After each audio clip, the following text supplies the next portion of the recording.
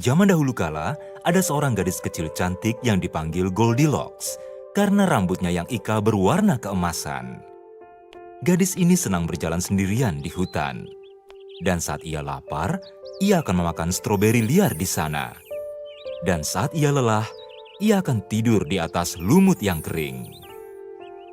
Keluarga tiga beruang tinggal dalam hutan. Ayah beruang bertubuh besar dan memiliki suara yang dalam.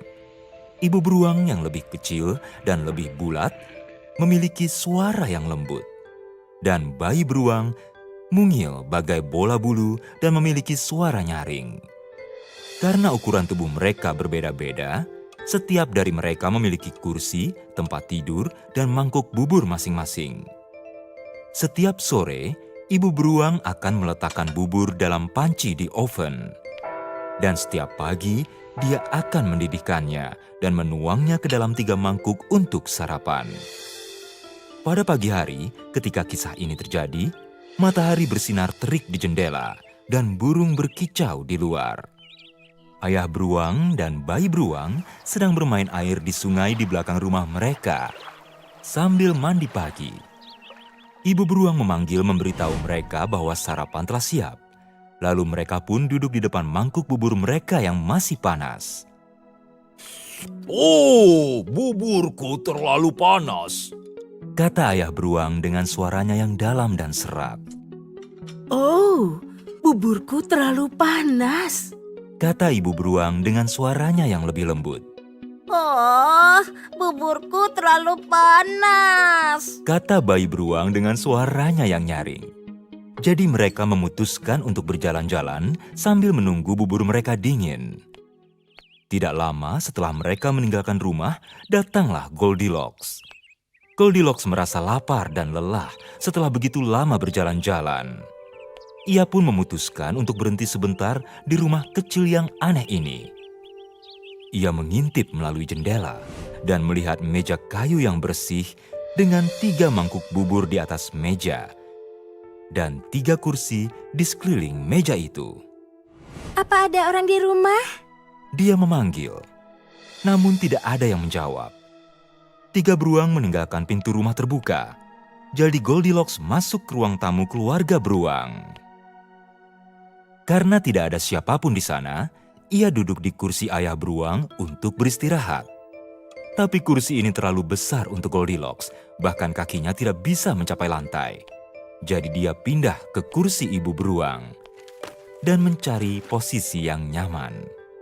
Pada akhirnya, ia merasa kursi itu masih terlalu besar untuknya. Goldilocks turun dan duduk di kursi bayi beruang. Kursinya patah karena kursinya terlalu kecil. Goldilocks berjalan menuju meja, dan bau lesat bubur membuatnya merasa lapar. Ia hendak memakan dari mangkuk ayah beruang, tapi buburnya masih terlalu panas, jadi dia tidak memakannya. Lalu ia mencoba bubur dari mangkuk ibu beruang, tapi buburnya terlalu dingin. Bubur di mangkuk bayi beruang hangatnya pas, sehingga Goldilocks menghabiskannya. Kini, ia merasa sangat mengantuk. Dan ketika ia melihat tempat tidur di ruang selanjutnya, ia pun memutuskan untuk tidur sebentar sebelum pulang.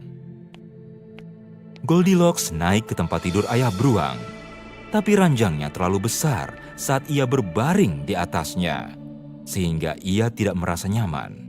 Goldilocks pun segera turun dan naik ke tempat tidur ibu beruang. Tapi ranjangnya terlalu empuk hingga ia juga tidak merasa nyaman. Ia pun segera turun dan mencoba tempat tidur milik bayi beruang yang terasa begitu nyaman sehingga ia langsung tertidur pulas. Tidak lama kemudian, 3 beruang kembali. "Seseorang memakan buburku." Ayah beruang marah saat melihat sendok kayu dalam mangkuknya. "Seseorang memakan buburku." Ibu beruang berteriak saat melihat mangkuknya. Seseorang memakan buburku dan menghabiskannya. Bayi beruang sedih dan menangis. Lalu ayah beruang berkata, "Ada orang yang duduk di kursiku." lalu ibu beruang berkata, Ada orang yang duduk di kursiku juga. Lalu bayi beruang berkata, Ada orang yang duduk di kursiku dan membuatnya patah. ketiga beruang mulai mencari-cari apalagi yang bisa mereka temukan. Seseorang tidur di tempat tidurku. Ayah beruang menggeram.